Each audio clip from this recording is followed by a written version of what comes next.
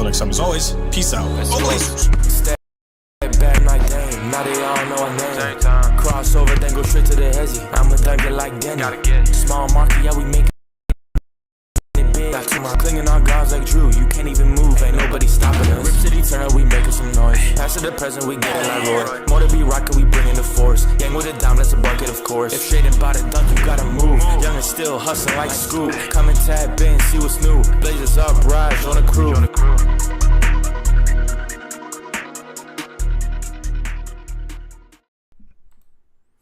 What's going on, everybody? Welcome in to the Blazers Uprise post-game show presented by Sleeper. Today, the Portland Trail Blazers crash back down to earth as they lose in a brutal game against the Los Angeles Lakers, 123-115. The Blazers were 9.5-point favorites going into this game. They lose by 8 against a Lakers team without LeBron James, without Luka Doncic, without Austin Reeves, at home. And the Lakers were on the second night of a back-to-back. The Blazers still managed to give up 123 points. And I guess, one player on the Lakers team was not on the second night of a back-to-back. Nick Smith Jr., who did not play yesterday because he's a third stringer, went off today against the Blazers, scoring 25 points off the bench in 27 minutes, 10 for 15 from the field and 5 for 6 from 3. Rui Hachimura, 10 for 15. He had 28 points. And DeAndre Ayton decided to show up today. He scored 29 points, had 10 boards, also had 3 blocks. He was motivated, I guess, today, Eric, going against his former team. I'll just start this one off by saying this was an extremely frustrating loss for the Portland Trail Blazers, especially on the heels of what was a fantastic win on Friday. This was a game that they probably should have won. They were heavily favored, maybe the most favored they've been in a couple of years now, and there is a lot of things to take out of this game that the Blazers need to improve upon moving forward. We've kind of hinted at it even in some wins, but tonight, some of the flaws that faced this team really showed up in this one, and that's how you manage to not be able to beat a backcourt of Bronny James and Nick Smith Jr. Denny Avdia, 33 points, 10 for 20 from the field, 6 boards, got to the free throw line 11 times. He had his best scoring output of the game, and he looks like an all-star. The rest of the team, though, didn't really show up. Eric, what's going on, man? How are you doing? I'm also frustrated. This team can never just take that step. It's always we start to feel good about ourselves and they ease up and they don't do any of the things that got them the win on Friday. And it's just really frustrating. Yeah, I think there's a couple of themes to take away from this loss and from the start of the season so far. Okay. I'm going to try my best to be as, even-keeled as possible on this post-game show. I'm not going to lie. This is the most frustrated I've been after a loss in 2 years, which is a good thing because I have hope again in this team. And we were 4-2, and now, man, wins and losses really matter. So losses like this really sting. Really sting. This one hurt. You're going to lose games like this during the course of the season, but although there's definitely some good things to take away from being 4-2 to start the year, I am a little bit worried about a couple of things with this team even before this game, and this game just made me worry about them just a little bit more. So we're going to talk about those things that need to improve going forward. We're going to talk about what went wrong in this game for the Portland Trail Blazers. And thank you guys for tuning in to the Blazers Uprise post-game show presented by Sleeper. Before we get into things, make sure you hit that like button. Make sure you hit that like button. Make sure you subscribe. All that good stuff. And we appreciate you guys. We'll try and answer some more questions tonight. But yeah, Eric, man, do you share those same feelings? Does this one kind of hurt because we were 4-2 coming off a big win? Their second night of a back-to-back. They're super shorthanded. Well, I guess we could beat the Thunder on Wednesday, but, if we lose that game, we're back to 4-4. And then, like I mentioned on the pregame show earlier, 8 out of the next 10 on the road. This would have been a nice win to pad our win cushion and get a little bit of a you got to bank wins. You got to bank wins like this, and good teams would not lose this game. And unfortunately, they just did not play well. And I do want to address something that's happening in chat. A lot of people are talking about the refs. You do not lose a game like this because of the refs. Yes, they made some bad calls. There were some questionable calls. They missed the kick into the backcourt that should have been a turnover, whatever. There's no reason the Blazers should have been in a close enough game with this Lakers team that you can blame plays or calls against the refs as the reason why we lost this game. And so if you do think the refs cost us this game, I think you're just ignoring the fact that the Blazers absolutely did not deserve to win this game, even if they got some of those calls. Yeah, absolutely agree. You lost by 8. There was a few questionable calls. It's not like you didn't get to the free throw line.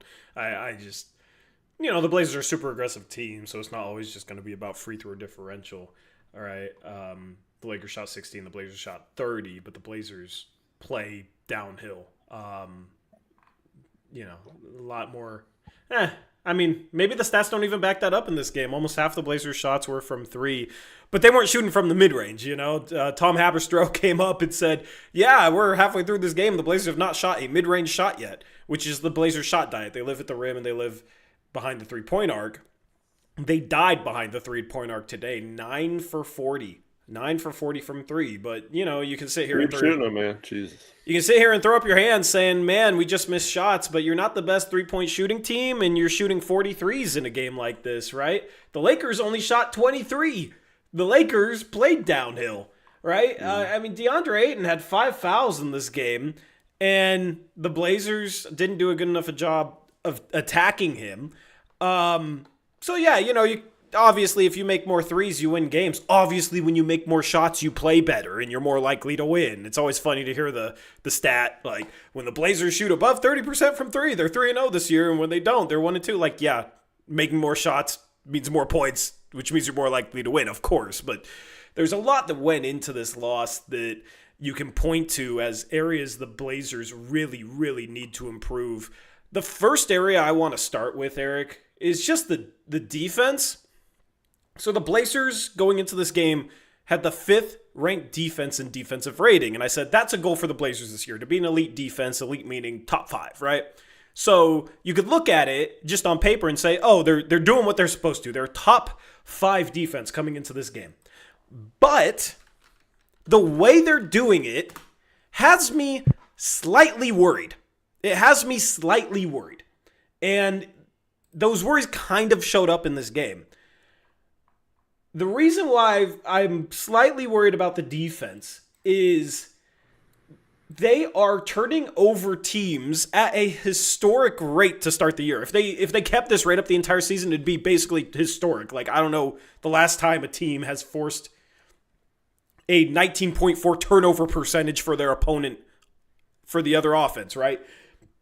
It's first place by a wide margin. There's about as big of a gap between first and second as there is between second and an average team. So Portland's 5th ranked defense is because they are forcing an insane amount of turnovers, which is good. That's part of their identity. But at some point you have to wonder if that rate is sustainable. And if it's not, then what about the rest of the defense? What about the half-court defense? And the one thing I've been talking about, even in some of these wins, the Blazers have struggled to defend ball handlers on the perimeter. They've struggled to contain star players. And in this game, there were no star players to contain, so instead, they struggled to contain Nick Smith Jr. And they let Rui get his, right? And they let Ayton get his. But Nick Smith Jr. comes off the bench and he's just 10 for 15, and he's just getting open shot after open shot after open shot. And right now, it feels like, for whatever reason, despite having Tamani Kamara on the team, despite having Drew Holiday on the team, despite having some good individual defenders, it feels like they can't contain guards. They just can't contain guards. It's just strange because they have on-ball stoppers. They have guys that you would want guarding a guy like Nick Smith Jr. But I think with how far they're extending when they don't force turnovers, it gives a lot of room to kind of pick things apart if you're able to get past that first layer of the defense. And when teams are prepared for it, this team seemed prepared for it, and they really tighten things up in the second half, then they can start to pick apart your defense. And then when you're in the half court and you're playing drop, right? And you're not playing strong defense on screens, then guys can come off screens for open shots. Nick Smith Jr. had multiple times where he came off screens for wide open jump shots, and credit to him, he knocked them down. He's a talented scorer. That's pretty much what he does, is he just comes off the bench and he gets buckets. Sometimes it'd be nice for the Blazers to have a third-string guy on their team kind of like that, other than just defenders that struggle to shoot. But yeah, credit to him. But my goodness, man, we've seen we've seen Austin Reeves go off for 41 against this defense. We've seen Anthony Edwards go off for 41 against this defense. We saw Kawhi pick apart this defense a bit. We saw Steph have a really, really great first half. It didn't matter because the Blazers scored 139 in that game. It's just a little bit too much of a theme for me, and it's a little bit worrying how opposing ball handlers have been going off against this defense. And when the Blazers don't force turnovers, I don't know what they rank in the half court defensively, but it's not as good as I would like. And elite defenses don't give up 123 points to this roster, to DeAndre Ayton and Bronny James and Nick Smith Jr. and Rui Hachimura at home when they're on the second night of a back-to-back. That was far from an elite defense. And so far, the defense has looked elite at forcing turnovers and pretty mediocre everywhere else. Yeah, and I mean, they still got 17 turnovers tonight, which should be enough if your defense is solid enough. That's still a good amount. It's just, in this particular defense, it seems like if they don't force more than that, they're going to struggle. And part of the problem with pressing up so much, whether it's the full court press or in the half court, overplaying the perimeter, is if you get beaten, it's really hard to recover, and it's really hard to rotate properly. Now, I cannot for the life of me figure out why they can't switch and rotate that better when they're playing small, because those lineups got destroyed, and I don't get that. I don't get it. And we talked about this when they drafted Young. It's the fact that you're kind of resigning your defense to only being able to play drop with a center in the game, and now you can't play defense. You can't have a good switching defense when you don't have a center in the game. So what options do they have for switching this up so it's not a problem in the future? And that's going to be their struggle. Now, some games you might force enough turnovers to where it does look okay and you do have a good defense. But with the type of defensive personnel they have on this roster, even with the injuries, to me, there's no excuse for efforts like this. Yeah, absolutely agree. I'll pop up the updated team stats here in a second for this game, and we can dive in on that. But yeah, man, it was not pretty. It was not pretty defensively. The Lakers shot 41 for 62 inside the arc. That's 66%. And Donovan Clingan struggled in this game, but he only played 18 minutes. He only played 18 minutes. I think we're going to have a conversation about him today. Game. Yeah, I don't really know what the plan is. I feel like they're going small a little bit too much, but regardless, it's hard when you press so high, when you get beat, it's hard to recover because guys are able to. Here's the thing. If you beat some pressure in your half court, you have maybe a couple dribbles to read the floor and then make a decision, and you have the defense collapsing in behind you. When you can beat a guy in the backcourt and get going full speed and have 4 dribbles and plenty of time to just read the whole floor and you have a numbers advantage, it basically turns into a little bit of a fast break. So when you're able to pressure and keep guys from beating you, yeah, that's great because then you're going to force some turnovers, and worst case scenario, you force them to waste some shot clock. But when they're able to beat that, it becomes a problem. But that's not even where I'm really worried. That's kind of the natural style of that sort of defense.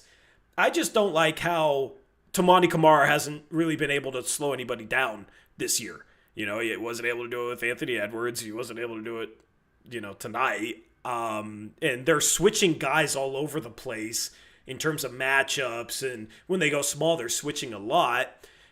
Maybe that's not the best thing for trying to slow down guards. You can hunt mismatches. You can hunt weaker defenders when you're switching a lot. And, I mean, even when we forced misses in the second half, they got some clutch offensive rebounds. They only had 8 offensive rebounds, so it was a decent night on the glass for the Blazers. But, I mean, they made 58% of their shots. So there wasn't that many offensive rebounds to be had. They just have to do a better job of defending guards, of defending individually.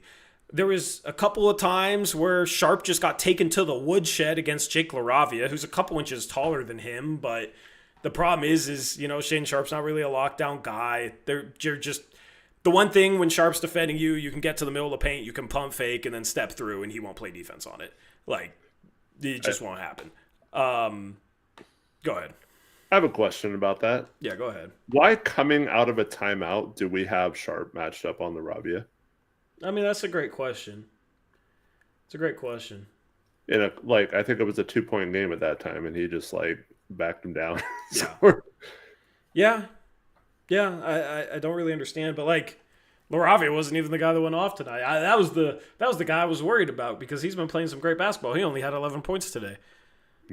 It's you let Rui go 10 for 15. You let Nick Smith Jr. go 10 for 15. You let Ayton get so many uncontested little 5 to 15-foot shots when he loves that shot more than any other shot. He's not going to take the ball to the rim. He's not going to dunk. He wants to shoot all this finesse 5 to 15-foot crap, and you just let him eat off of it. He got a couple offensive rebounds and putbacks late. He was pretty engaged in this game going against his former team. But it's just soft.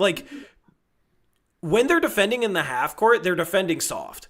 And I almost wonder if sometimes they're trying a little too hard to force turnovers, so they're not being as solid defensively, so then they're getting beat because they're trying to poke at the ball, or they're getting called for fouls because they're trying to poke at the ball, and they're just so hell-bent on trying to force a million turnovers a game.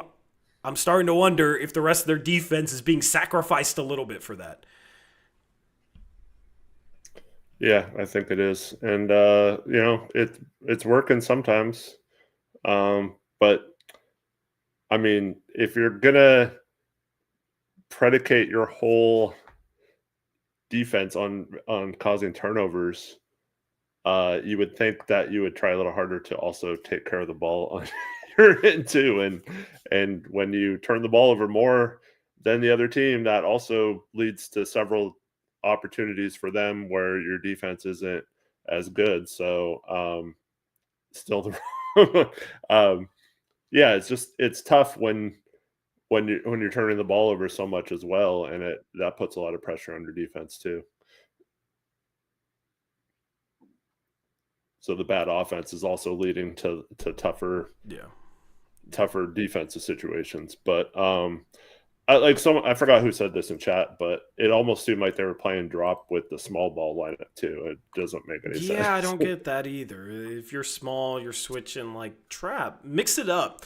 It just feels like they play super aggressive, full court, forcing turnovers in the backcourt, and then when they get stuck in the half court, they're super aggressive on the ball, but their scheme is super conservative. Mm-hmm. And it's just a little strange. And then there was a point in the first half where Caleb Love was guarding Nick Smith Jr., got just completely obliterated on 2 screens, and Donovan was playing drop, and Nick Smith just walks into 2 wide open 3-point shots, and just like that, there's 6 straight points in game, even going small, which all JJ Redick did was put Ayton back in, and Ayton had a field day against our smaller lineup. It's definitely not a good idea to play small against Ayton. Yep. Agreed. Shout out to Yuri Berenberg with a 30. What is that? Is that a ruble, Eric? I think it's the Israeli shekel. Shekel. Says, not all is bad. Denny gives us a bright future, and as soon as our 3 injury Wildcats will be back, we will make it happen this year. Yeah, but I mean, we can't sit here and be like, as long as once our injured guys are back, you will be good. We just lost to a team missing their 3 best players. So, there's no injury excuse in this one for the Blazers. I mean, Denny was fantastic tonight, but somebody else has to show up, and the defense has to show up. This is not a team that should be giving up 123 points to the Lakers. This Lakers lineup, 58.8% from the field. That's not an elite defense. That's not the defense we were talking about in the preseason showing up this year. Not at all. That's terrible, man. That's terrible. Like, for 17 turnovers, that's maybe a season low. I don't know what the season low is, but they've been turning them over even more than that. So it's not even like you sacrificed them making some shots for forcing some turnovers at a higher rate. So the defense just has to be better than what they showed tonight, man. And I'm just a little bit confused. Like, Denny just doesn't feel as impactful individually one-on-one. He's still a good one-on-one defender, but we're talking about a guy who, like, held Tyrese Halliburton to a scoreless game last year, locked up opposing point guards. And now it's just like, every guard goes off against us, even if it's Nick Smith Jr. So you won the possession battle. You shot the same amount of field goals as them. You made the same amount of threes. And you got to the line 14 more times. You made 8 more free throws. The difference is they made 8 more shots over the course of this game. Right? So I don't even want to sit here and say we missed shots. We didn't defend well enough. Did not defend well enough. Yeah, anytime you let a team of seemingly nobodies shoot 58.8%, that's terrible. It's disgusting. It's disgusting. So we'll talk about individual players here in a second. But chat, not a lot of good. Yeah, chat, let me know your thoughts on this game. The Lakers move to 6-2. The Blazers fall to 4-3. Let's talk about the rotations. Let's have that conversation, Eric. I had a tweet during this game. The Blazers don't need to go this deep with their rotations. And I understand it. You got some guys injured. Shaden Sharp is on some sort of minutes restriction. All right, but I don't understand. It's almost like in a game like this, we can get away with playing Caleb Love with City Sissoko for 5 minutes in the first half. Yeah. With Chris Murray on the floor. And Chris Murray's been good this year, but it's just like, and I think Klingon was in the floor too, so it's just like, where's your offense coming from? Why are we playing City Sissoko, man? No offense to the guy, but he's a two-way guy for a reason. And he didn't even play that bad, but we're talking about, we go 9 for 40 from 3, okay? 9 for 40 from 3. We're not shooting well enough. We need to make more shots. Let's sub in. Tamani made 2 threes early on in this game, all right? In a game that we could not shoot the ball. He made 2 threes early on. And we immediately sub him out for City Sissoko, who's not a three-point shooter, and who's a two-way guy. And it's just like we're getting a little bit too cute with the lineups. Caleb Love should not be playing next to City Sissoko, next to Donovan Klingon and Chris Murray, and then whoever else is on the floor is like our one scorer, and we're just hell-bent on them providing the majority of the offense. Like, you could probably make a lineup work where you don't play Caleb Love or City Sissoko, and it's probably better. I understand you press a lot, but this is the perfect type of game. You're injured, okay? Maybe you need to play your better players a little bit more in the second half of this game. Maybe you don't press as much so you don't gas them. And obviously it started to really struggle in the second half, and you just sit in the half court and try and play solid half court defense, not gas all your players, and then not have to rely upon playing City Sissoko until 6 minutes left in the fourth quarter. You know what I mean? Like, there needs to be an adjustment in a game sense there that I don't think Tiago's going to have early on, because he's still kind of new to coaching, especially at the NBA level. So he gets some time to learn, but that's a problem to me. Yeah, and the other thing is, too, when people will come back and say, you need to go deep in the rotation to play this style. Well, first of all, you were coming off 2 days rest. The whole weekend you had off. Yep. And they played last night. and had to travel. So that shouldn't be a reason. Like, you shouldn't be like, even if you're playing hard, you shouldn't do that. And also, this is a case where we've mentioned this a couple times now. Just because you're playing some of these guys does not mean you have to play them together, and it does not mean you can't stagger the starting lineup so you always have a couple of them in the game with one of these guys, and then just bring him out and then bring in another one if that's how you're going to play it. Don't sit 2 or 3 of our starters or our 7-man rotation and then expect like good things to happen. It's frustrating. And like you said, Sissoko didn't even really play that bad in the game, and Chris Murray's been fine. Like, he's not like the reason we're losing these games either. But it's just it's not good when Murray and Sissoko are forwards with 7 minutes left in a close game in the fourth quarter. They're on the court together as our 2 forwards, and we're getting, dominated by Ayton and Nick Smith Jr. and stuff. Like, it just like it's frustrating. Yep. I mean, the problem is right now you have like Tamani sliding down and playing some 2 guard, right? So that opens up some forward minutes. When you're only playing Avdia, Tamani, and Grant at the forward spots, they should take up all the forward minutes. They'd each play 32 minutes a game, right? That's very reasonable, especially because Grant's playing great. I feel like even if they didn't have to slide a forward down to play some guard minutes right now, they still would be giving some forward minutes to, whoever, right? And Chris Murray deserves to play. But at the end of the day, when you're trying to win basketball games, you should be playing lineups that maximize your chances of winning basketball games. And it doesn't really feel like they're doing that despite the fact that they have won some basketball games, right? So I'm a bit frustrated with that right now. I know a lot of people agree with us too. But yeah, like, we see Blake Wesley plus Caleb Love. We see Repair minutes, and Repair just is not an NBA caliber player right now. And then we see Sissoko, and it's just like, I get that it's early in the season and you're mixing in a ton of guys, but your goal should be to win games. And I'm not saying that's necessarily what lost the Blazers this game, but it was probably one of the things that might have contributed to it. Dwap's played fairly well in his minutes this year. Like, why not give him a chance in this game? When we can't hit a 3, he can, come in sometimes and hit a 3. And he's been fine defensively. Why not try him instead of our 2-way guys? Like, I don't understand what the point of playing him. And then Rob Will, I mean, he had some good minutes in this game. I thought like our best minutes were with him on the floor, but is he only allowed to play 10 minutes? Like what? What? Probably.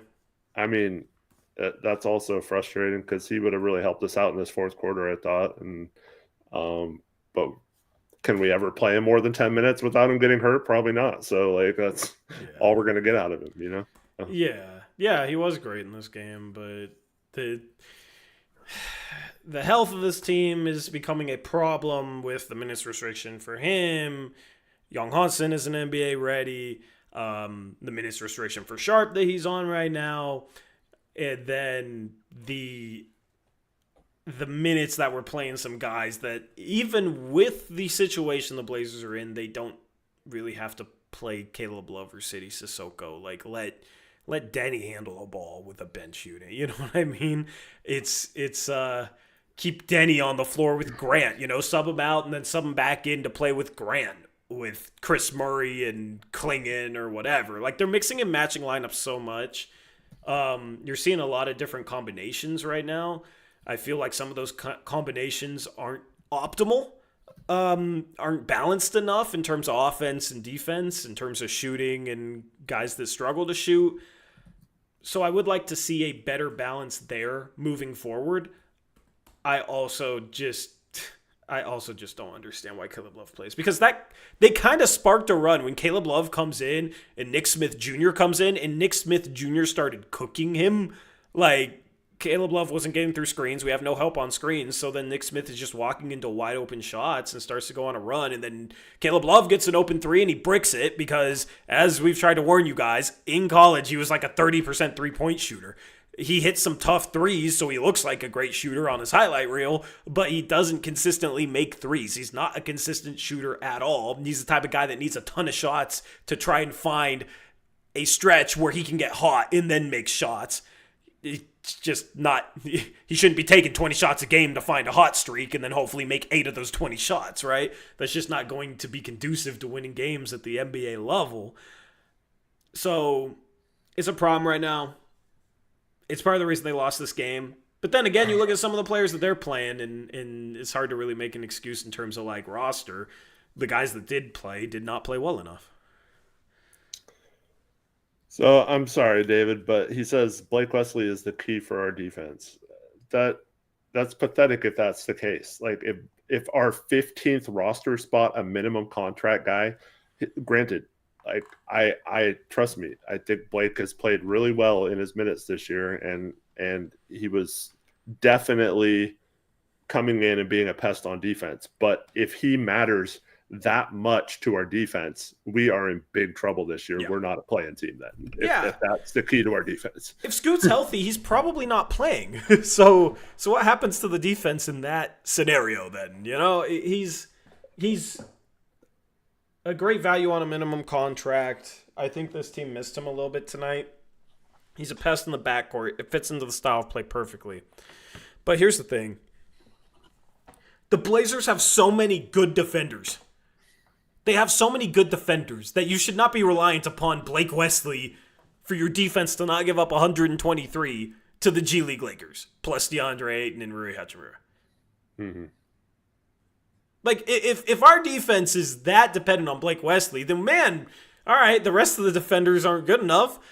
Hopefully we can swap some of these guys out for some guys that can shoot then, you know what I mean? But part of the reason why we, on paper, are not a good three-point shooting team is because we all have all these energetic defensive types already.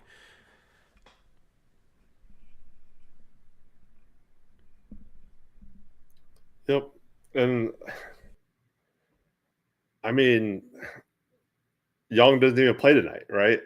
Our first-round pick that we tanked last season for, or like, you know, we're hoping to get a good pick, and he's not even playing right now. And so, you know, we have Sidi Sissoko and Caleb Love playing minutes, but we can't play our first round pick right now.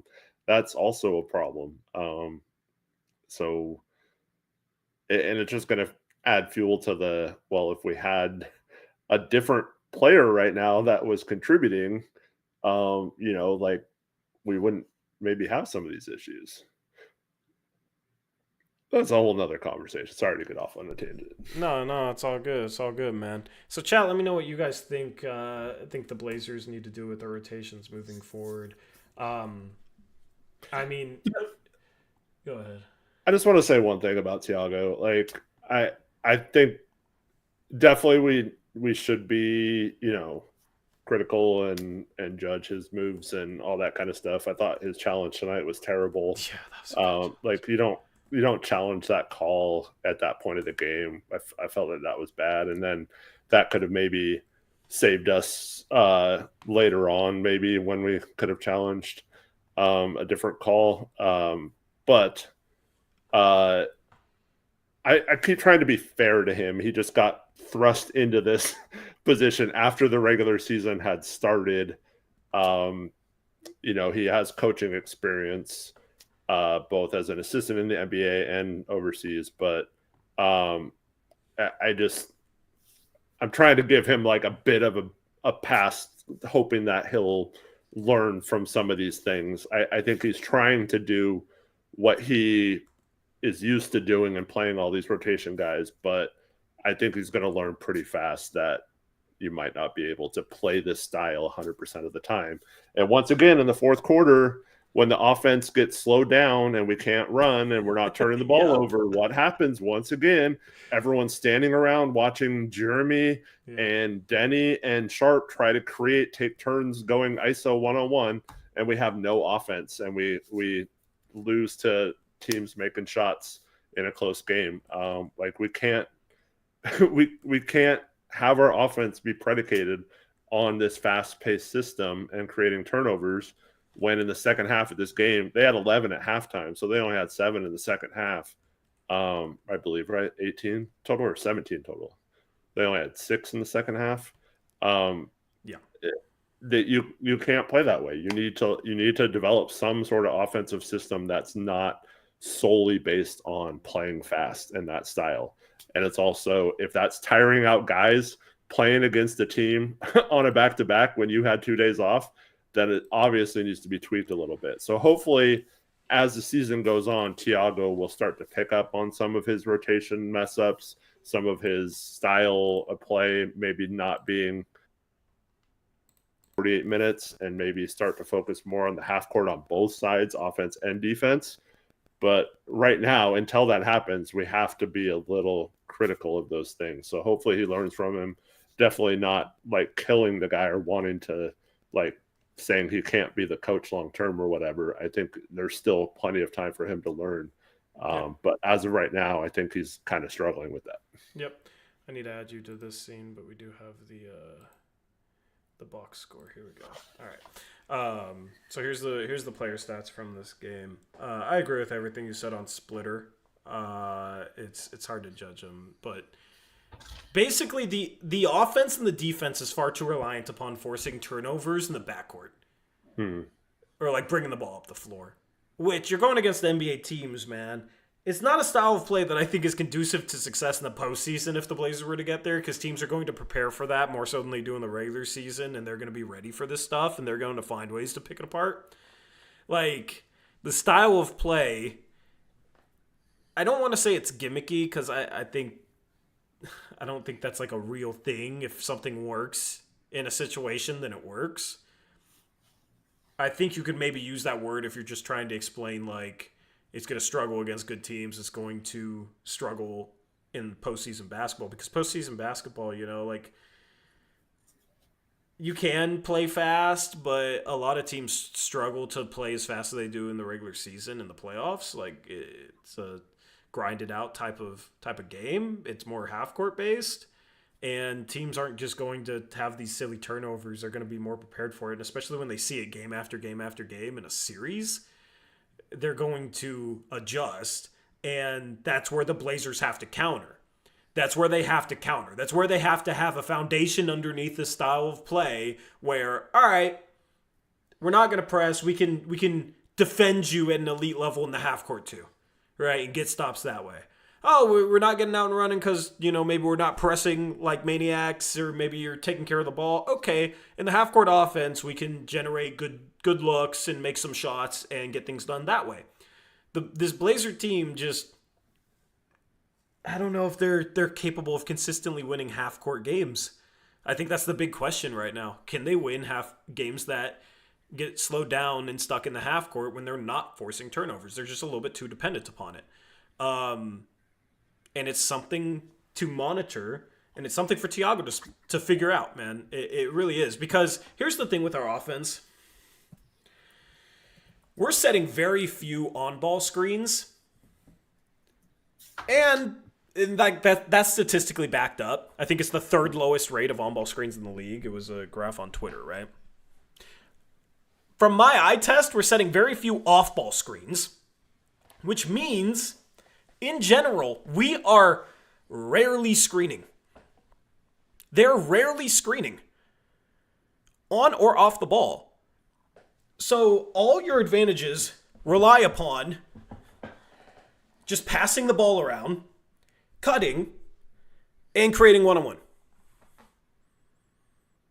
And that's why when the game slows down and we get stuck in the half court, that's why it looks so bad.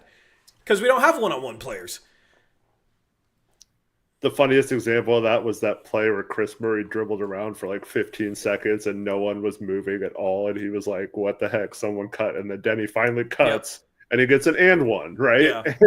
And it always seems like whenever someone does cut, it leads to good things. And I don't understand why like they're not being like, dude, guys, look what happens when you cut and move off ball. You get good shots.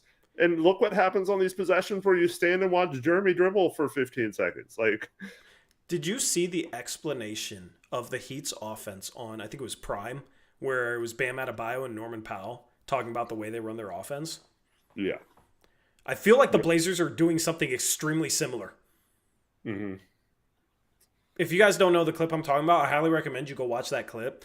But it's basically like somebody drives, and based on somebody that drives, like somebody else cuts, and then everybody rotates. So like everybody's moving, right? And then like ball gets kicked out, maybe the drive isn't there. Ball gets kicked out, right? And then shot or like another swing, and then that guy tries to attack. That is what this Blazers offense is. I believe Miami hired an assistant coach from Memphis last year. Yeah, they did. Yep. So did we. Miami has the lowest rate of on-ball screens in the league. They set like none, and we have, I believe, the third lowest. Yeah. So I highly recommend you guys watch that clip with Bam Adebayo and Norm Powell. I'd play it, but it'd probably get copyrighted.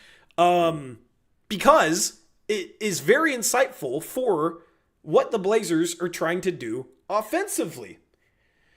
It's really insightful for that. The problem is, it doesn't work unless you're constantly getting past the first defender. Unless you're constantly beating somebody off the dribble. Right?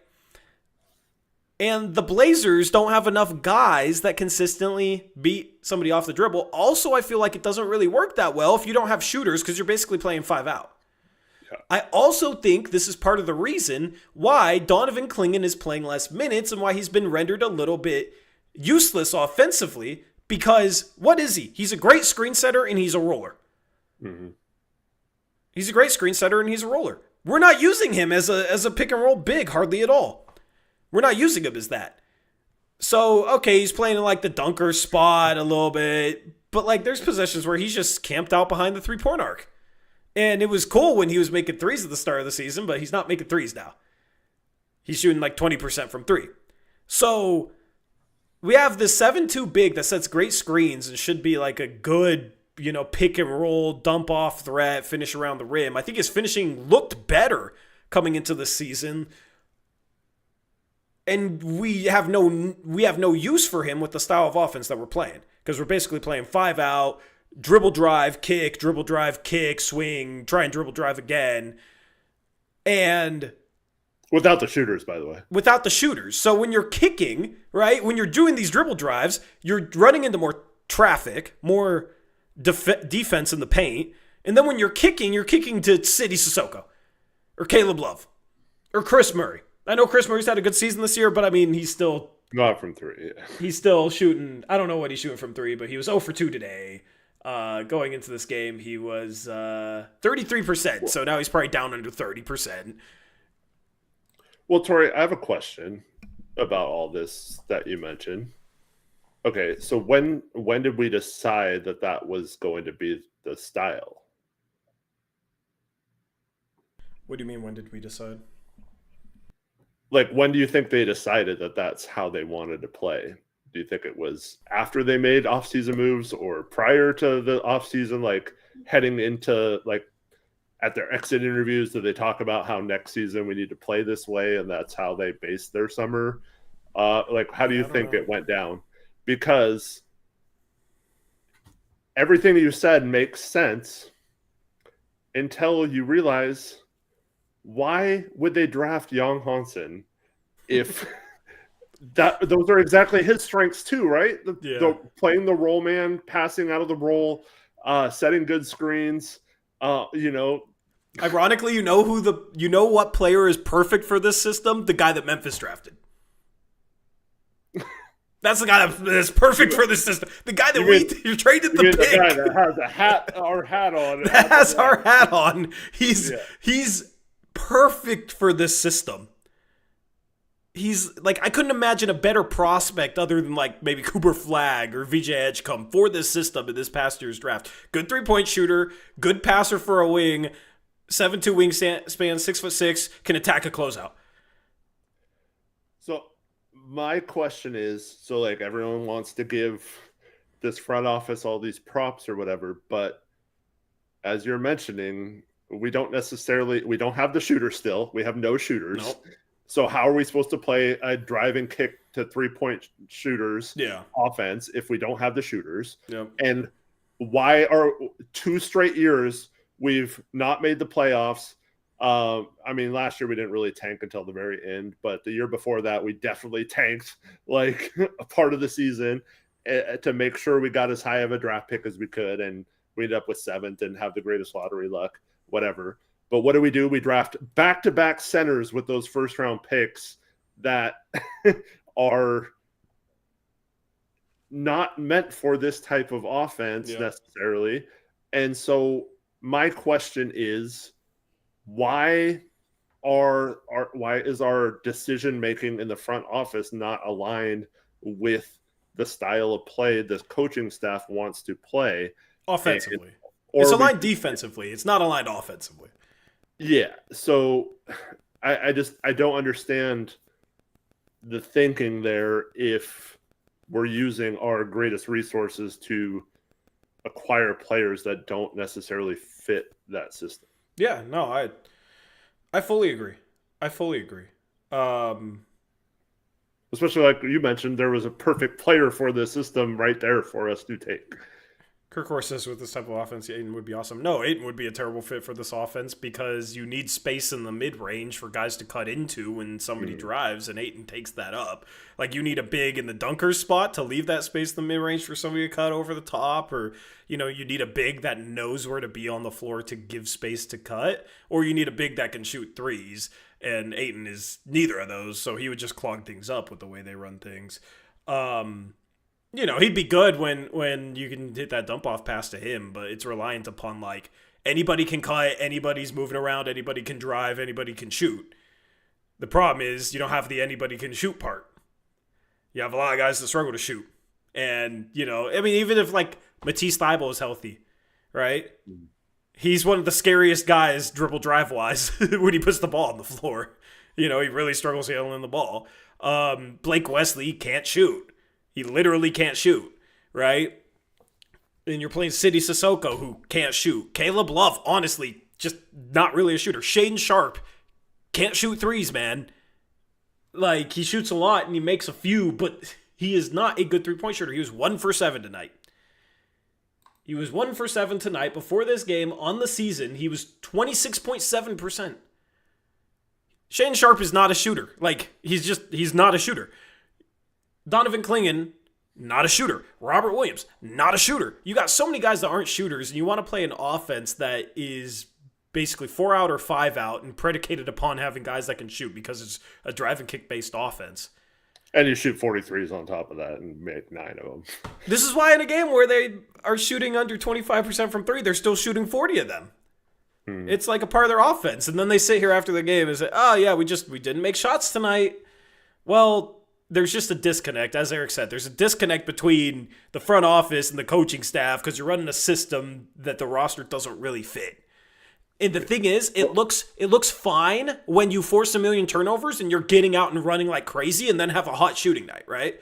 When you have a hot shooting night, yeah, the half-court offense works better.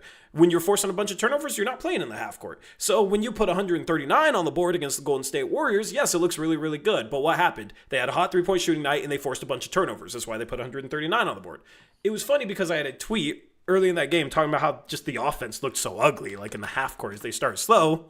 And then they scored 139, and people were like, ha, idiot, see, they scored 139.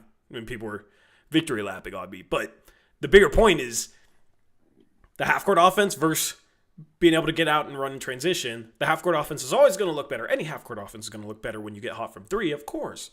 But this team is too reliant upon getting hot from 3 when they aren't normally going to get hot from 3. Aeromancer did have a good point about Klingon.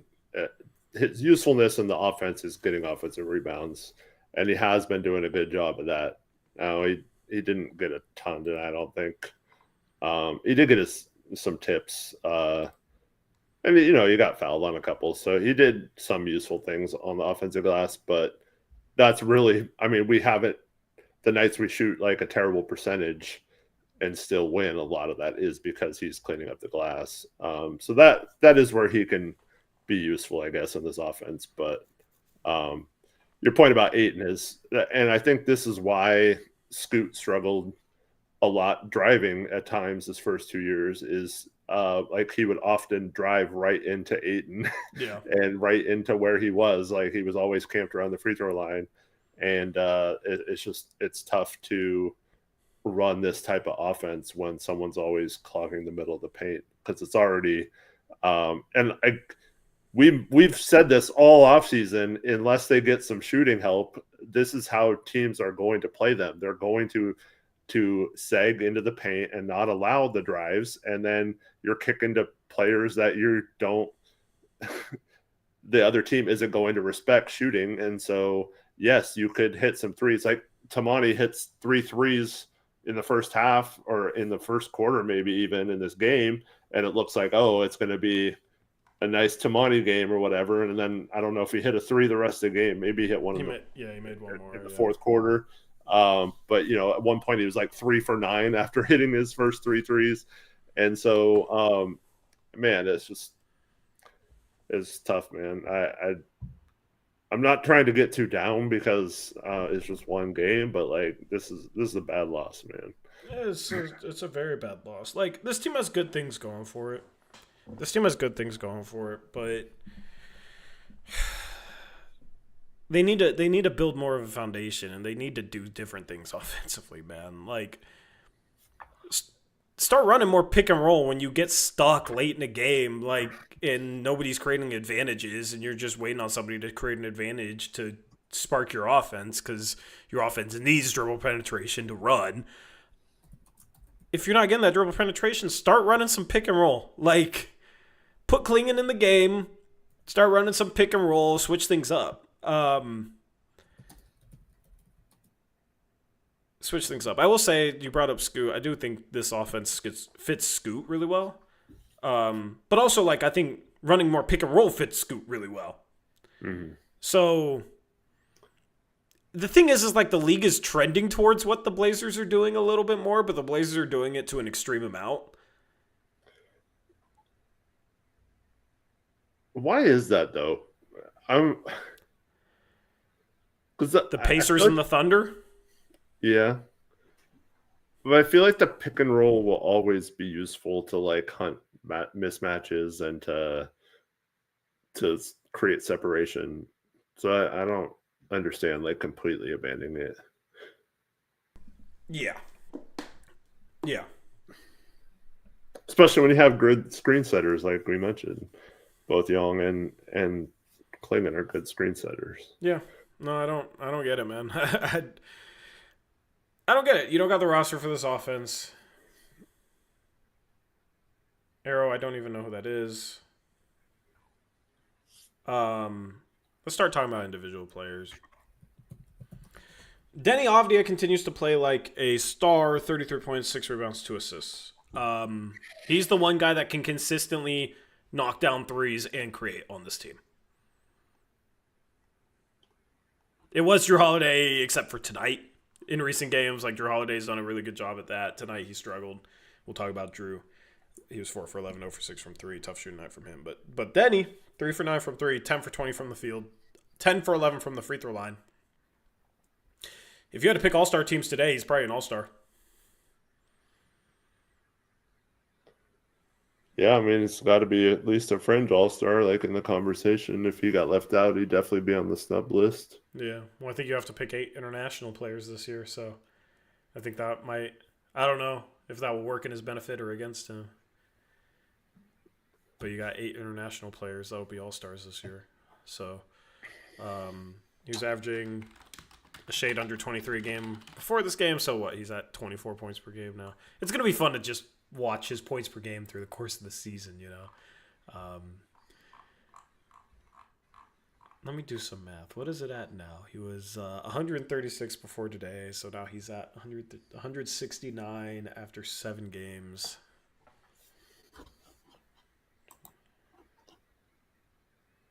Yeah, so he's at like 24.2. That's my mental math. 24.14. Check my mental math. Check my mental math, chat. Anyway, yeah. So giving you 24 points per game efficiently he went 3 for 9 from 3 today, but the 3-point shot has, like, at least he makes some threes, you know? It doesn't feel like he's really, outside of opening night, doesn't really feel like he's going to have many 0 for 6 or 1 for 7 nights like Drew and Sharp did today. Like, you know, this is like a... 2 this season, but yeah. Well, I don't remember those. I just remember the good nights, but... yeah, of course. Yeah. But... I don't know. Like, he has to shoot some tough threes, too. Off the dribble, step backs, late clock situations. He gets a couple of grenades a game. Really like the scoring. Really like his aggressiveness on this team. This team is more competitive with him in the game. I like that he played 36 minutes tonight. The Blazers got outscored by 6 when he was off the floor. He was a -2. Yeah, really good game from him. Do we need to do a player of the game poll? No. Nah, we'll just hand it out to Denny. I mean, he'd win anyway. I know he's winning everyone, but the polls that he's won, he deserved. I agree.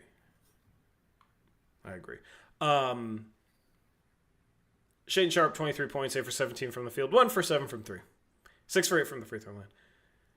He had a couple assists. He had 3 steals. Like, this was a pretty good Shane Sharp game. Defensively, it wasn't. It was okay. Defensively, it wasn't.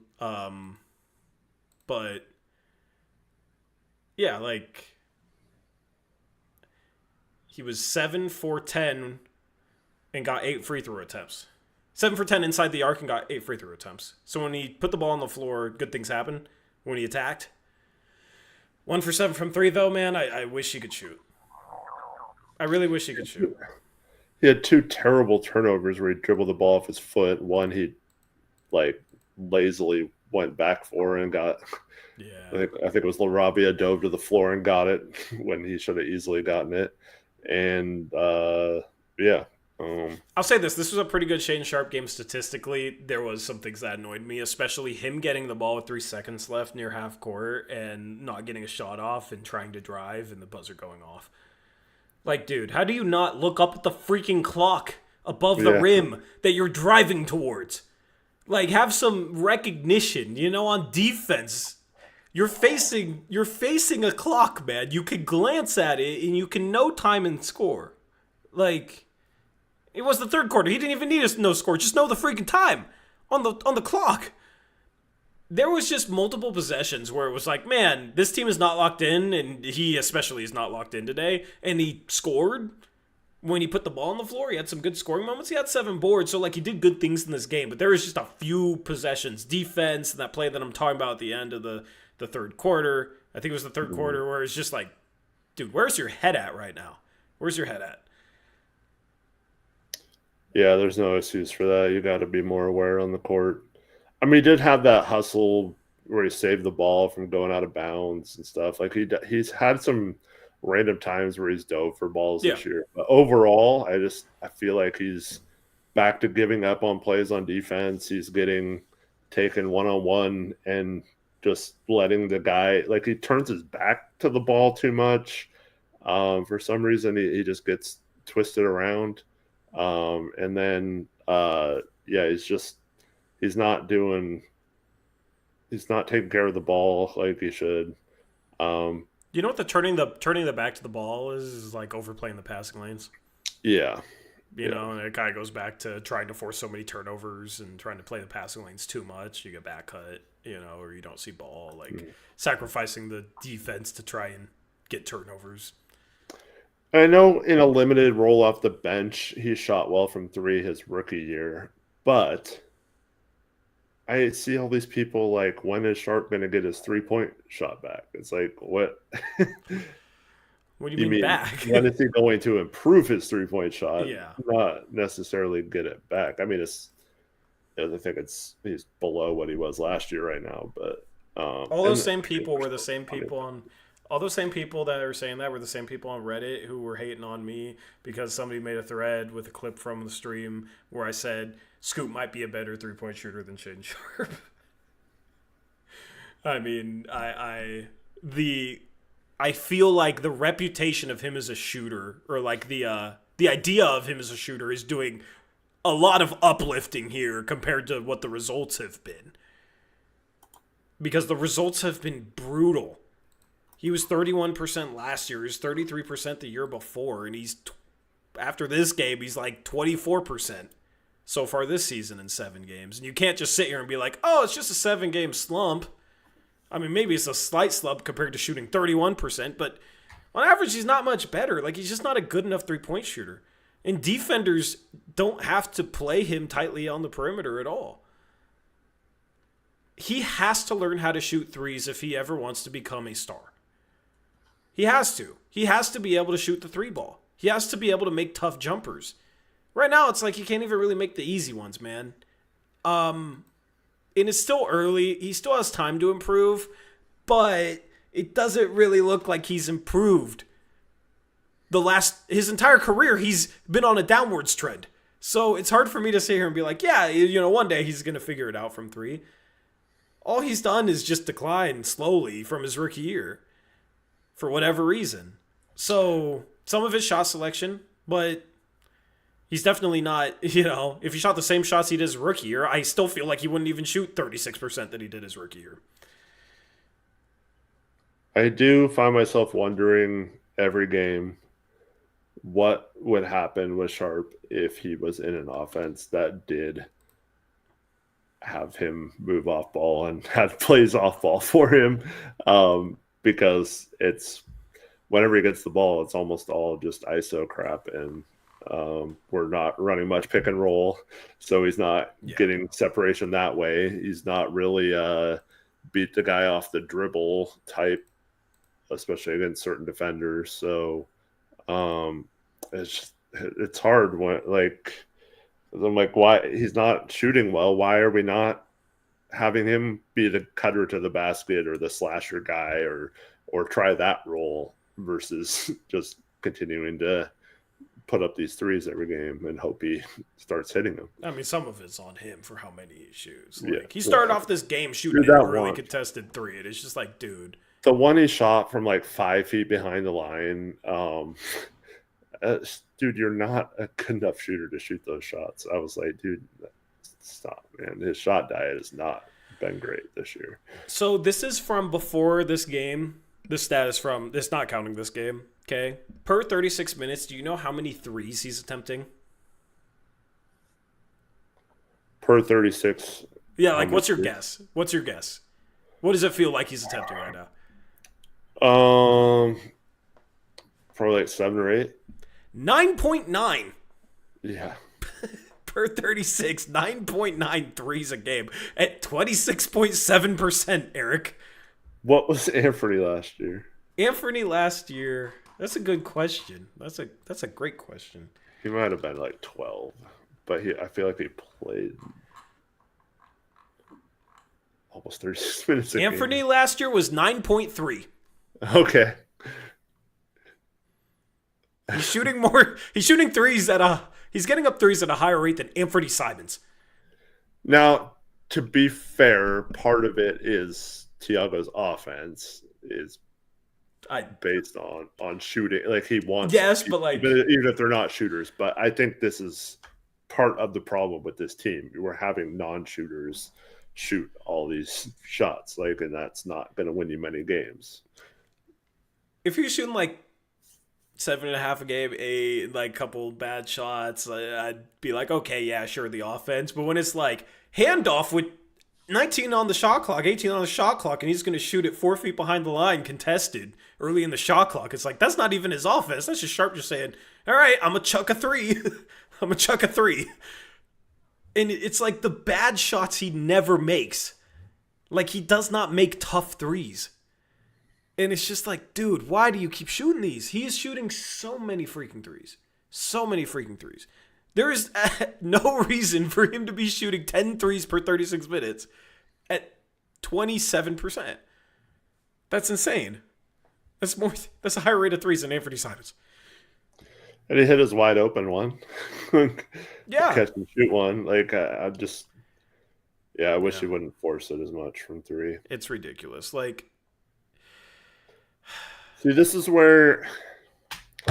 So going back to what Jeremy's like, what the plan with Jeremy was. oh, Eric got collab cammed. Or to what they're telling. You got collab cammed. What were you saying? The thing with Jeremy.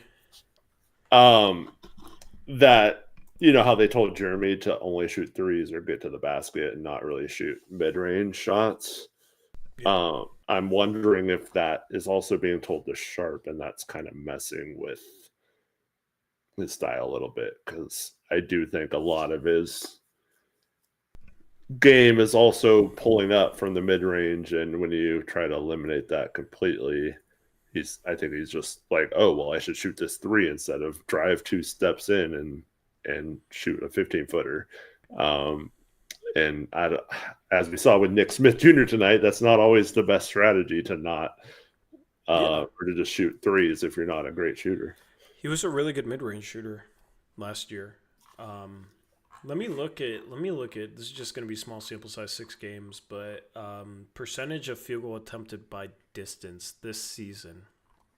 16 feet to 3-point went up by 2.5%, and 10 to 16 feet went down by like 2%. So those are even. He's still shooting a similar. What percentage of his shots are from that, or is that where that's the percentage of his field goal attempts? Oh, okay.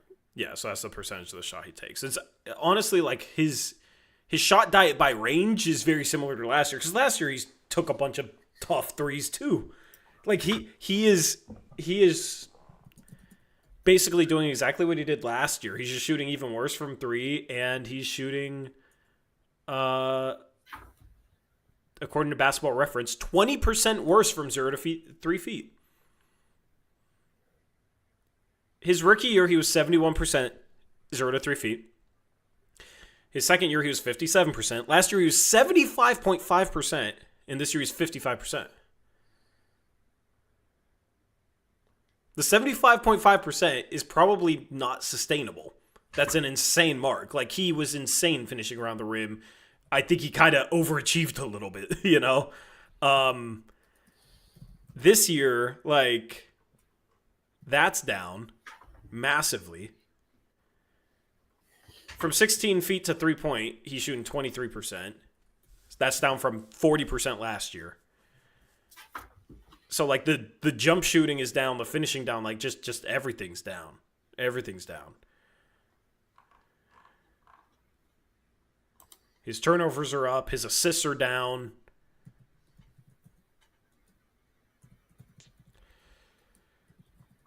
Yeah, it's not been pretty, man. It's not been pretty. So he got down. He did have a nice today. drive and kick to the corner in the first half. I forgot it was Denny or Tamani. They missed the 3, but yeah. Real quick on Clean, because I forgot to mention this. Doesn't it feel like he's a little bit less impactful as a rim protector this year for some reason?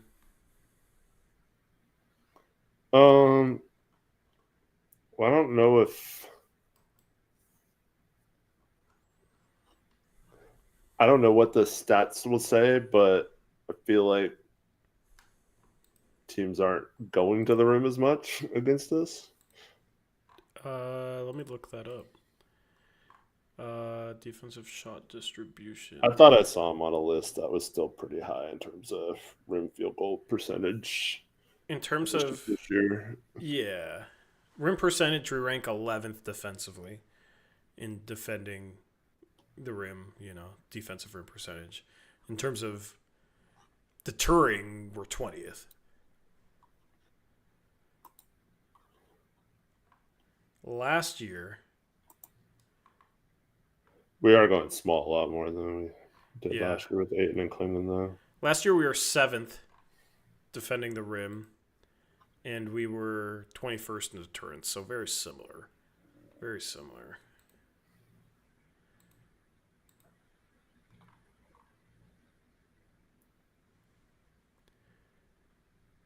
Man, we're like identical to last year in adjusted offensive and defensive rating on dunks and threes. We're 23rd offensively and 12th defensively. We said we wanted to be, what's up? That includes tonight. Yep. Yeah. Said we wanted to be not bottom 10 offensively and borderline top 5 defensively, and just I don't know. It's super early, man, but there's a lot of people like, all right, we're 4-2, super exciting. I was excited, but we were ranked 14th in a power ranking, and shout out to my guy 503, but I'm a call him out a little bit here. He's like, how are we only ranked 14th in terms of power ranking? And it's like, man, we're only 4-2. We beat the Warriors on the second night of a back-to-back. They're like the oldest team in the league. We beat the Jazz. We beat a shorthanded Lakers team. And now we just lost to a shorthanded Lakers team. And even shorter-handedly. Yeah. Like, it's still a mixed bag. We still don't really know exactly what this team is. There's some injuries. All right, you can use that excuse a little bit. But, I mean, they had injuries today. It's just the half court. The half court offense and the half court defense is going to either make or break this team. Like, they're going to be able to force turnovers in spurts, but you're not going to be able to force 20 turnovers a game, more likely than not. That's an insane rate. So when you get stuck in a half court game, can you execute on both sides of the floor? And they will in some games. They execute defensively in the half court. Against the Nuggets. I mean, the 2 shots they made in the final 2 minutes was like insanely tough contested jump shots. One by Aaron Gordon, one a step back 3 from Jamal Murray. So you tip your hat to that. They played really good half-court defense down the stretch against Denver. They've had some stretches where they've played good half-court defense, but it hasn't been as consistent as I would like. And then the offense, half-court offense, is just brutal. Brutal. Mm-hmm. Yep. And I don't understand how it's still, like they said it was going to look so much differently, and it kind of does. It has when they get out and run, but short of not running pick and roll, is still way too much standing around, and something's got to change there. Yeah, well, so Chauncey had the quote about in his exit interview, like not enough player movement, like too much ball movement without player movement. The system theoretically is, all right, every time the ball is driven, you have everybody moving. You have somebody cutting and everybody like rotating around the arc, right? And it's like, all right, everybody's moving off just a dribble drive. Theoretically, it's like, all right, that's not ball movement. That's somebody driving. You have everybody moving, right? And it's random because it's not an exact set. It's like anybody can drive, shoot, pass. You're not playing in a set, and you swing the ball, and anybody can drive, and then anybody can cut, and it's like randomness, okay? So everything that they've talked about, I now understand with everything that they said going into the season. The problem is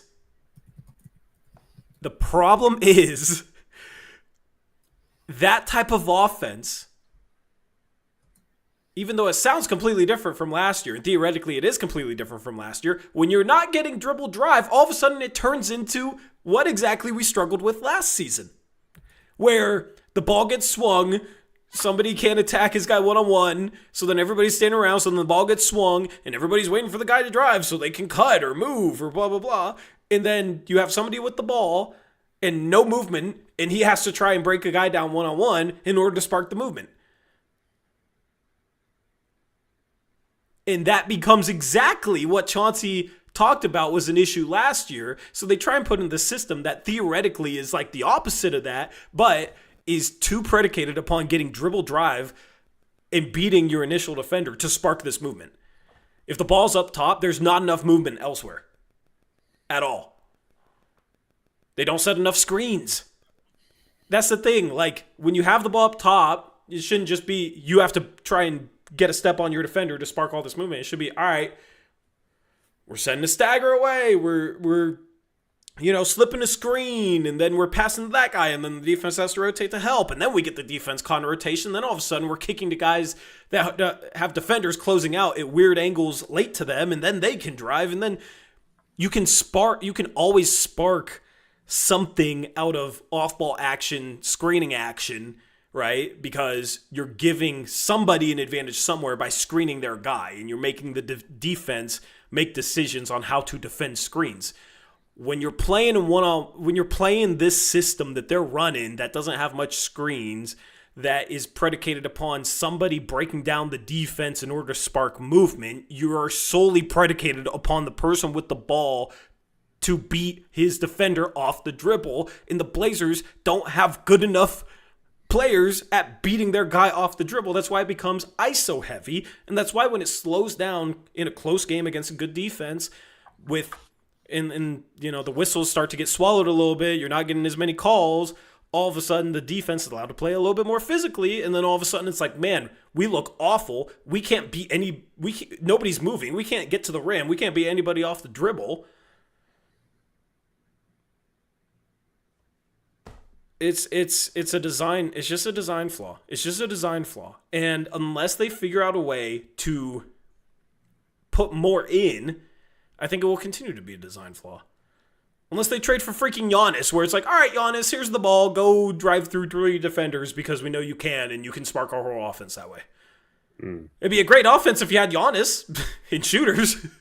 But yeah, that's the problem. In the half court, we don't have a player who can consistently do that. No, occasionally they can make a play. But... I'd say Denny. There's a reason why we're much more productive with Denny on the floor is because Denny's the closest thing we have to that.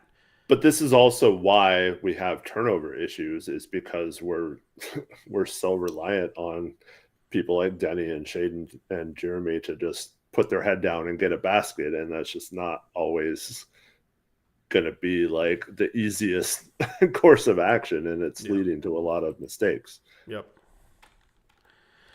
Yep, absolutely agree. Let me see if there's a Tiago interview. I'd like to listen to a Tiago interview right now. Yeah, I would too. I'm interested to hear what he said tonight. This might be a night they don't post it, though. We'll see. Chat, is there a Tiago interview up right now? You know how disgusting I was to put freaking DeAndre Ayton in the thumbnail, smiling. It's gross. It is not fun. All right, here we go. Okay. Let me switch things over here. Whoops, let me put the interview up. Hold on. There we go.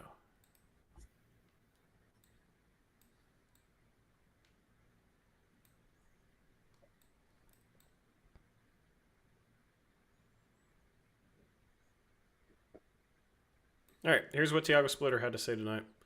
What was most frustrating about that, Tiago?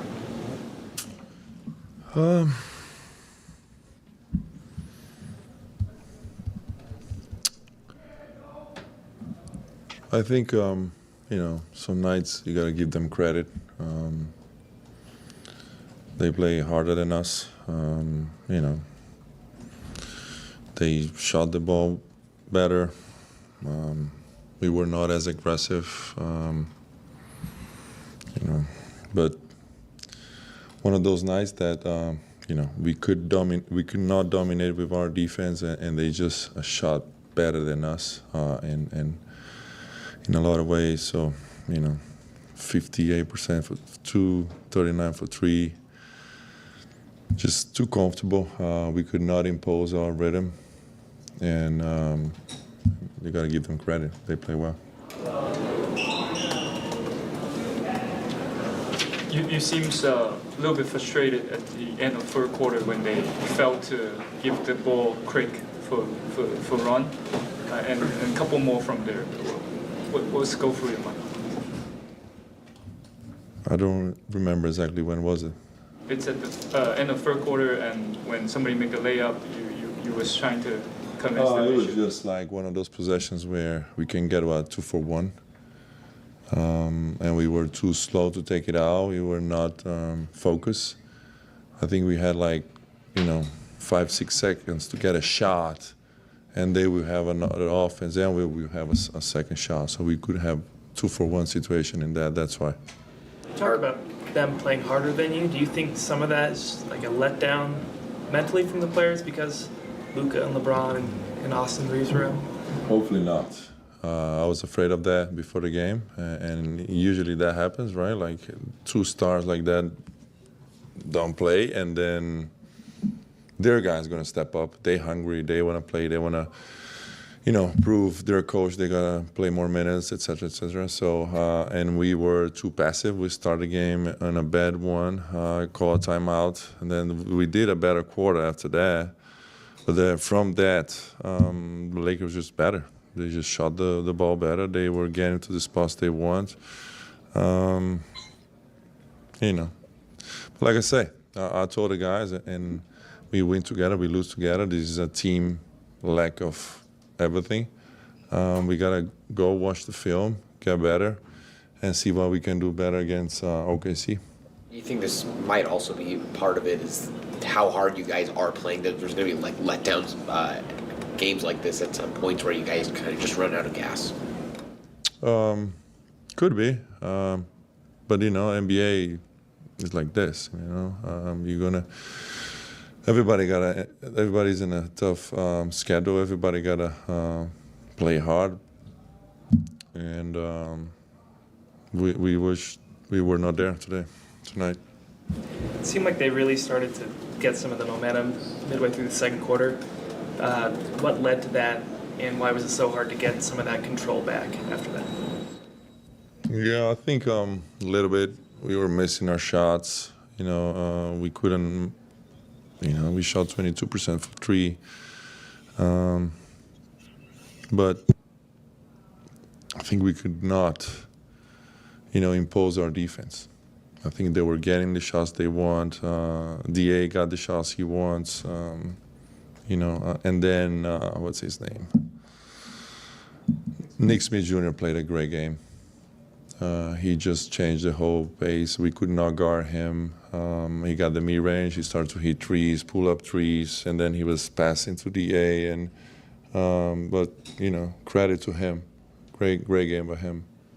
You talked about your defense multiple times, and this is the first time you've played without a couple of your bench guys, your important bench defenders. Do you feel like this is kind of you navigating the next phase without these guys, kind of adjusting? Yeah, we gotta see who is ready, right? I think CD did a good job. He brought energy, but it's not enough from the rest of the guys. I think Rob was good on offense, on defense, not there yet. I think he still needs some rhythm. But Kayla got to do a better job defensively. But like I said, everyone got to step up. I think the whole team was just not there defensively. All right. That was, I almost said that was Chauncey Billups. That was Tiago Splitter. He's put in a weird spot, and I like that he does have some honesty. I agree. DA got a lot of shots. I said it earlier in the stream. DA got a lot of shots in the range that he loves. They were not able to. Yeah, they were not able to impose their will defensively. They just collectively were not good enough defensively, and Caleb Love. I thought it was interesting that he, said Caleb Love needs to be better there. It's good. I don't know. I like it when a coach is willing to sit there and say, so-and-so has to be better here, better there. I know in the NBA that's something that coaches have to be really careful with because you have all these multimillionaires with pride and feelings and all that. I mean, just look at Ja Morant, for example. But it's good to be honest with guys, and Caleb Love does have to be better defensively. And if he's going to play any minutes on this team, like he has to, he's not a good enough shooter. He's not going to take over a game scoring the ball like Nick Smith did in this game. He has to contribute defensively, and he's played with good energy, but he's a rookie, and he was not a particularly good defender in college, and this is just why he probably shouldn't be playing at all. So, yeah, I don't know. Did you have any thoughts? I don't know if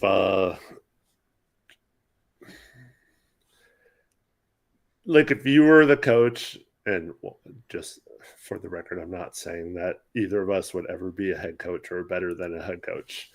But if you were the head coach of this team tonight, would you have laid into them at halftime, or would you have just kept the, oh, keep trying, guys, we'll get better type attitude? I mean, I think there's a middle ground there. I think it's like you put an address on you put an address on what needs to get better, and you talk about what's working, you talk about what needs to get better. If you be ready to adjust to this or that at this point in the third or fourth quarter, we may adjust. Maybe that's the thing, is you kind of see the way the game's going in the first half. You see the way they claw back. Like, you should maybe have something ready. Maybe it's not out of halftime, but if you're going to make an adjustment in the third quarter, I think it's a good thing to communicate that at halftime, and then just talk about what needs to be better. I don't think it has to be like laying it into them or anything. But I will say, this team has to start faster. This team starts so freaking slow. It's so brutal. Like, so bad. They're automatically down on double digits or almost double digits every single game at the start of games. Even against a team like this, they come out so freaking slow, and it's really annoying. Yeah, they're down 12-6 after a few minutes in this one. Yeah. Yeah. I do. It does bother me when a coach will say, oh, they outworked us tonight, or we just didn't have the energy tonight, or whatever. And it's like, well, you also seem like you don't have much energy right now. I mean, like, I know he was being honest, and I do appreciate that. I do like most of his answers. I'm just saying, like, it doesn't seem like you have a lot of energy too. Like, why is that after having the weekend off? Yeah. Yeah. I will say, I've seen multiple people use this word, so I'll ask you this question. Do you think this team is too nonchalant? Tonight, I would say it looked like they were if you had just watched this game. Yeah. But I feel like before tonight, they've completely built the opposite reputation of a team that people don't want to play, a team that is going to, like, make you work for 48 minutes and stuff like that. And so it's just, to me, the nonchalant part of this game was obviously they thought they were going to win this game without having to work very hard, and they didn't prepare and didn't come into this game with the mindset that, like, no, let's play this game like they have all their players, and let's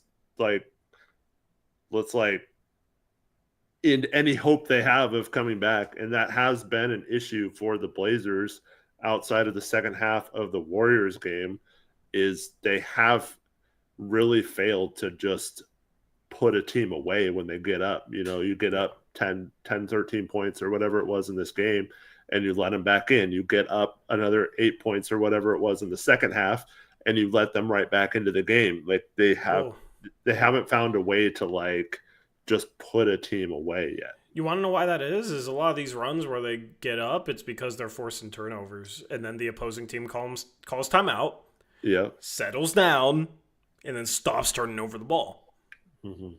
Like, everything goes back to, this team is really good at forcing turnovers, but they're too dependent upon forcing turnovers. Yeah. That is the theme. That is the theme for the start of the season. That is the theme for the start of the season. Their offense is too dependent upon it. Their defense is too dependent upon it. I read the NBA Power Rankings article, and there was a quote. I didn't really understand it, but, like, basically, the Blazers are forcing turnovers at an elite rate. Like, they're forcing so many turnovers, but the other three factors out of the four factors, they're bottom 10 or something like that. And I didn't really understand what that meant. It wasn't really contextualized in the article, but that sounds kind of like what I've seen. Is just outside of the forcing turnovers, I'm not impressed with the defense. Mm-hmm. Yep. it's hard to see on both sides. I mean, we've talked about this so much, but like other than getting teams sped up so they create turnovers and speeding up our offense so we get buckets by beating the team down the floor or creating havoc off those turnovers.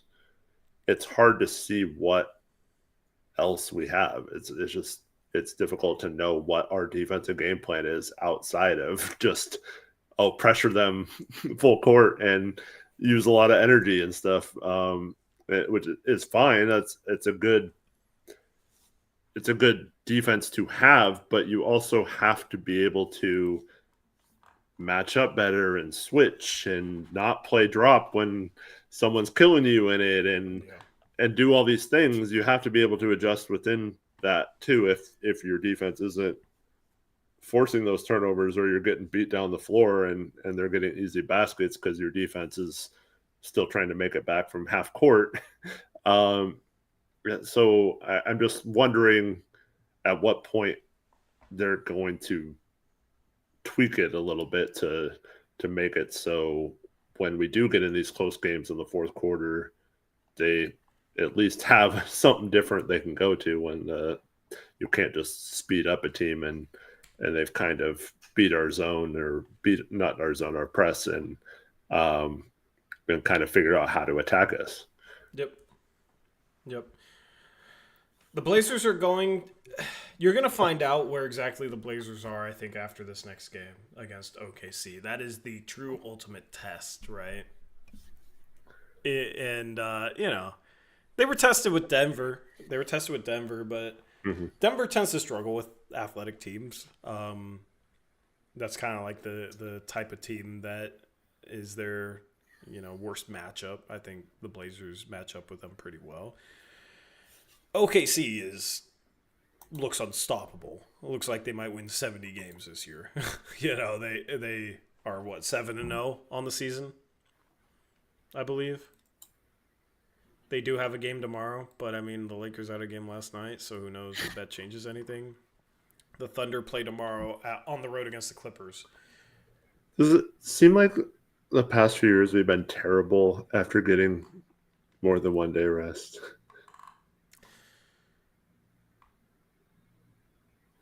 I wonder what a stat, on that. I feel like we talk about that a lot. Like, oh, we have 2 days off. They have plenty of time to rest, and then we come out flat. Come out flat. Yeah. I don't know. If somebody knows the answer to that, let me know. But yeah, they play the Thunder. The Thunder are 7-0. If they win tomorrow, they'll be 8-0 when we face them. So, are you going to lose by 25? Or are you going to lose by 6? Or are you going to shock the world? It's even if they lose this game, it can still be like a good sign if they're competitive against this team. But also, it's like with their half-court offense being what it is and how good defensively the Thunder are, I could see that game getting out of hand. And it'd be the first game that got truly out of hand this season for the Blazers. All 3 of the Blazers' losses have been by single digits.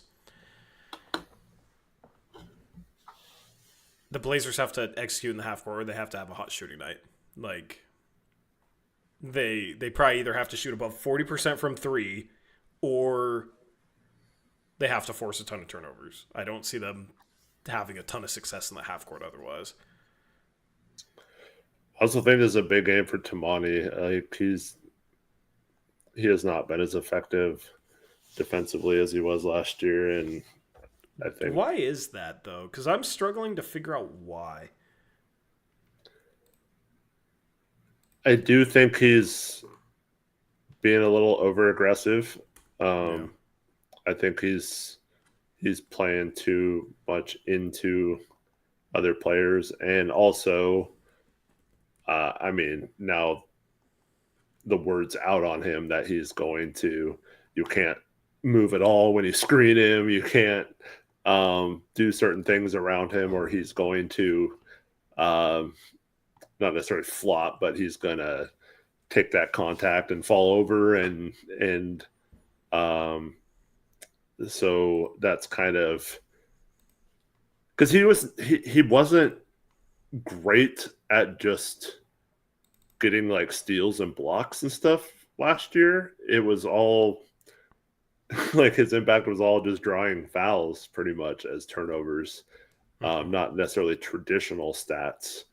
And if you take that away, he's getting beat off the dribble a lot. I think maybe he's just being a little too aggressive, maybe trying to go for those turnovers or go for the ball. And I think if he just played straight up defense, it might be a little better. But it's frustrating because we have Drew now, we have Denny, we have a bunch of capable perimeter defenders. I don't know why it's not working out as well. Yeah, it's a little baffling.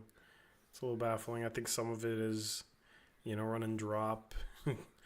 Run and drop scheme, you're going to give up open jumpers. So if they have a guard that hits jumpers like Nick Smith Jr. did today and takes advantage of the space in the mid-range, then you're going to struggle. But yeah, I do agree. For whatever reason, he hasn't been as effective defensively. I don't really know why, though. Yeah, I think you gave me as good of an explanation as I could come up with. So, anyway, let's go around the NBA and wrap this stream up. First, before we do that, shout out to Sleeper. Use promo code Uprise. You'll get a 100% match up to $100. And you'll get a free $20 entry. And you'll support the channel. That's 3 wins, man. That's 3 wins. If only it was 4 wins. If only the Blazers got a win tonight. But you can win with Sleeper if you make the right picks.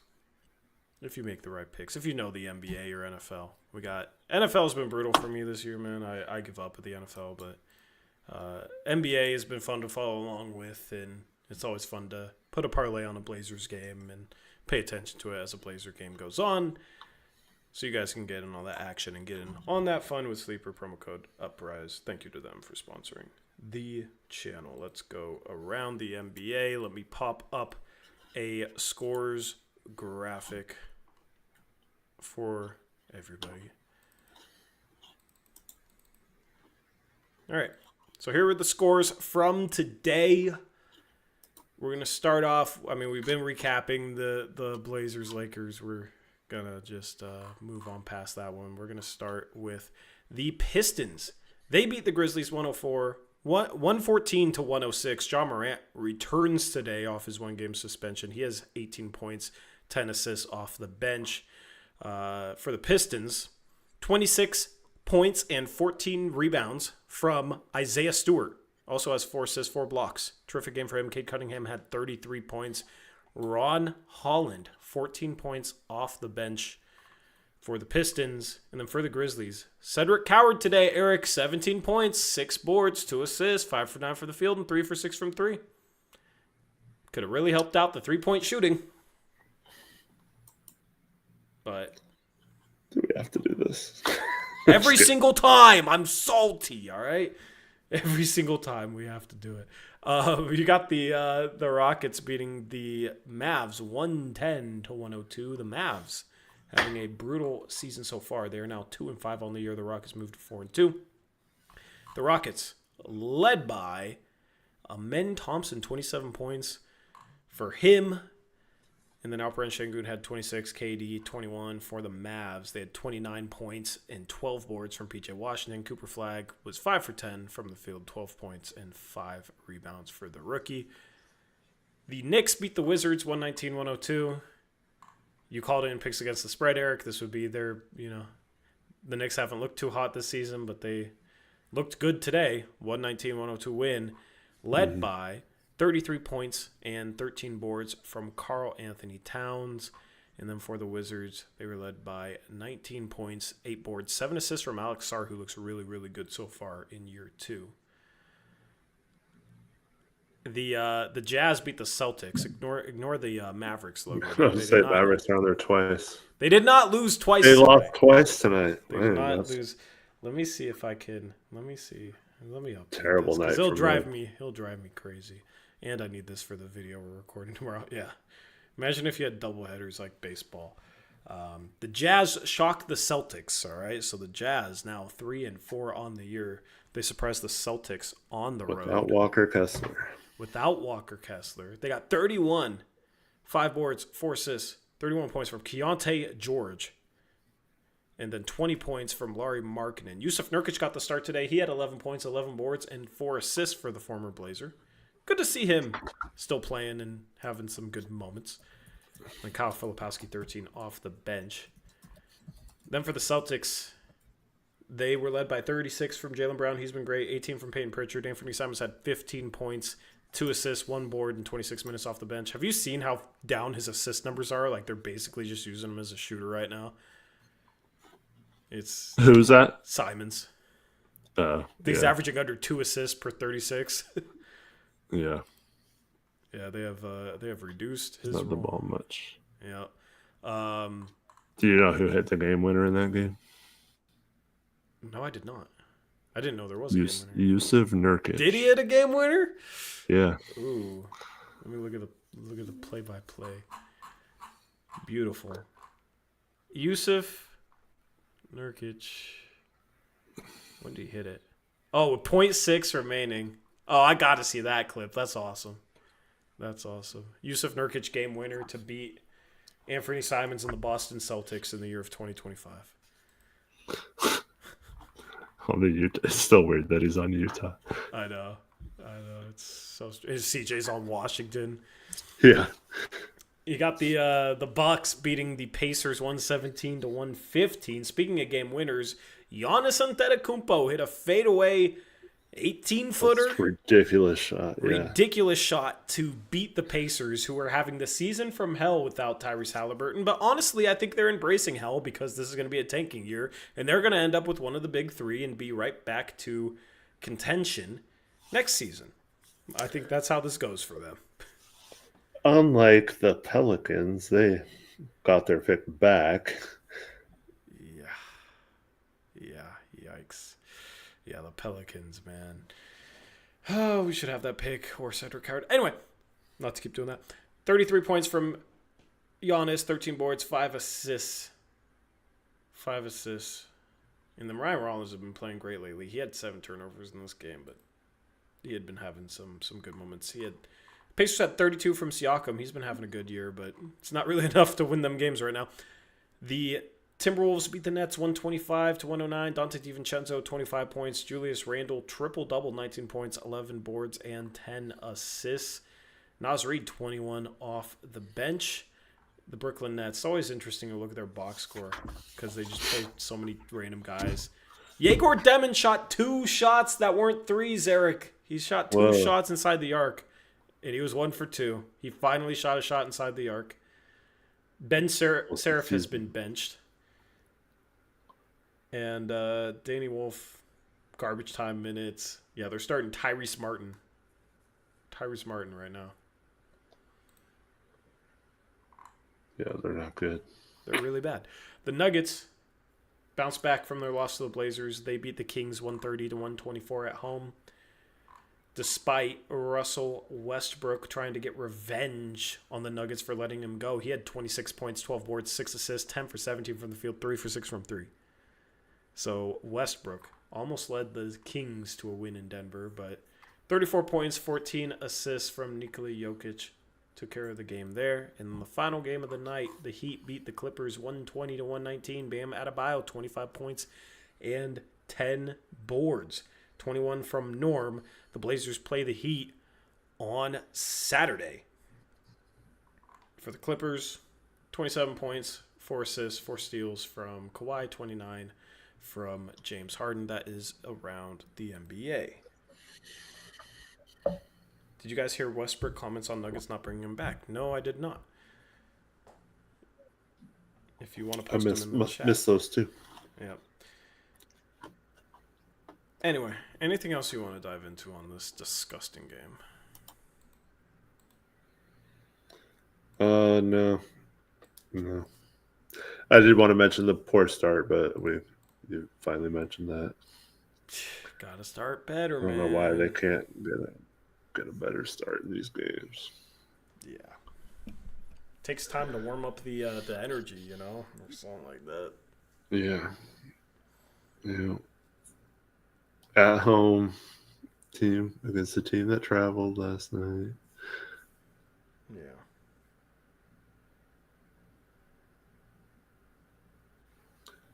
I really feel like, we just that's letting a team hang around like that just lets them play with so they play loose and don't have to have any stress, and you could feel the pressure on every possession we had when it was close in the fourth quarter. Oh crap, if we don't score here, Nick Smith's going to hit another dagger. And oh, it's painful. It's painful. Comment in chat says Cronin has made some good moves, but drafting 2 centers in a row with a first rounder, the second one being a mid-second round pick when you had a perfect fit player, baffles me. Yeah, man. I mean, Young was a projected second rounder, and he's just not NBA ready. That was their guy. They went out and got him, but I just disagree. You know, I disagree with the move. I would have liked Coward, or I would have liked to have tried to make that trade for the Pelicans pick this year, because that could be a top 3 pick. That would be amazing. Everything would feel much better, even losses like these, if you were sitting on that diamond. But yeah, I don't know. You know, there's people that the Blazers start 4-2, and they're like, okay, it's time for you to admit that Joe Cronin is a genius, and it's just like, let's wait for a playoff win, or maybe winning a series first before we go there, you know, or 4-2. I know it feels good to be 4-2, man, but that can turn around real quick. This team hasn't proven anything. This team proved that last year they could have a good 11-game run. They have yet to prove that they can have a good half a season. So there's still a lot to figure out. There's still a lot for this team to get better at. They haven't arrived yet. They have some good things going for them, and they're certainly a better team than they were last year, but there's still some things to improve upon, as was evident tonight as they lose to a shorthanded Los Angeles Lakers team without Luka, without LeBron, and without Austin Reeves. Anything else, Eric? No, thanks everyone for watching. It's always good to come vent after a loss. So thank you for being here for us, and hope to see you Wednesday. Hopefully the Blazers can make up for this horrible performance by surprising us with a win on Wednesday. Yep. We can excuse this loss if they beat the Thunder, you know, and just they did it in opposite order than they should have, right? So yeah. But, you know, they got the Thunder, and then they got 2 days off before taking on the Heat in Miami on the start of a road trip. So 2 days off again. We'll see if they can play better after 2 days off on Saturday. Stay tuned for video content. I don't know when the video will come out tomorrow. Busy day for me, but, you know, we'll see. I definitely want to drop videos, even after losses. It's always more fun to drop them after wins, though. Yeah, this loss was frustrating. But we did not want to be talking about a loss tonight. No. No matter how much people think that's what we want. Dude, we start 4-2, and the last postgame show set a record for most views in a regular season postgame show. We want this team to be freaking good. We've heard, if you're new to the show, we've heard that people say that sometimes when we criticize the team, it's because we are negative so that we get clicks. And it's like, dude, when things are going good, that's when we get clicks. As is obvious in the past week, I had a video do 15K views and 13K views, and I've never had a week outside of maybe draft/free agency where I've had videos get views like that. You know what I mean? And then 9K views on a post-game show is insane. When we're losing games, it's when having losing seasons, it's 2 to 3K. So, yeah, it's always fun. You know, it's always fun to do post-game shows when the team's winning. But all that to say, I appreciate those of you who like to tune in after a loss, like to come in here and talk about what needs to improve, what needs to get better. And, we appreciate that. So thank you for tuning in tonight. Hit the like button on the way out of here.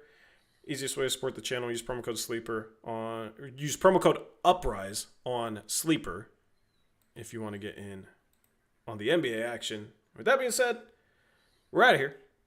Blazers lose. Brutal loss. On to Wednesday against the OKC Thunder. We'll catch you then. Until then, as always, peace out.